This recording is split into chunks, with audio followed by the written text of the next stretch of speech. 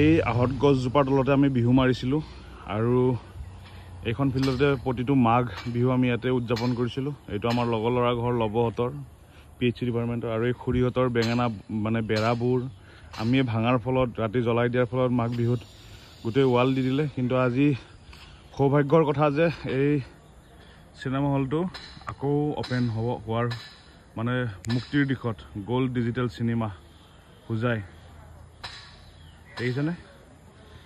তো সকলো অপেক্ষাত আছে। চাওক ইয়াতে পূজাৰ প্ৰায় বহু লোকে ইয়াতে সদায় আহি চাই থাকে যে কি খবৰ কি বাৰ্তা এইবোৰ জানিব বিচাৰে। চিনেমা হলটো কেতিয়ালৈ অপেন কৰিব কি কৰিব, কিন্তু খবৰ পাইছোঁ যে অহাকালি বা পৰহি এই চিনেমা হলটো অপেন কৰিব। তথাপিও সেই ভিতৰত গৈ পেলাই দাদাহঁতক সুধিম এতিয়া আৰু কথা পাতিম, আপোনালোককো জনাম। তো চিনেমা হলৰ ভিতৰটো চাওক, এইখন পৰ্দা আৰু এইফালে গোটেই চকীবোৰ আছে গুৱাহাটীৰ চিনেমা হলৰ দৰেই।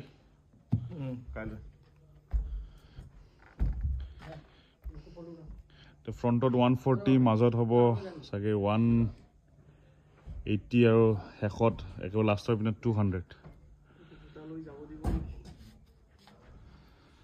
ইয়াত দেখিছে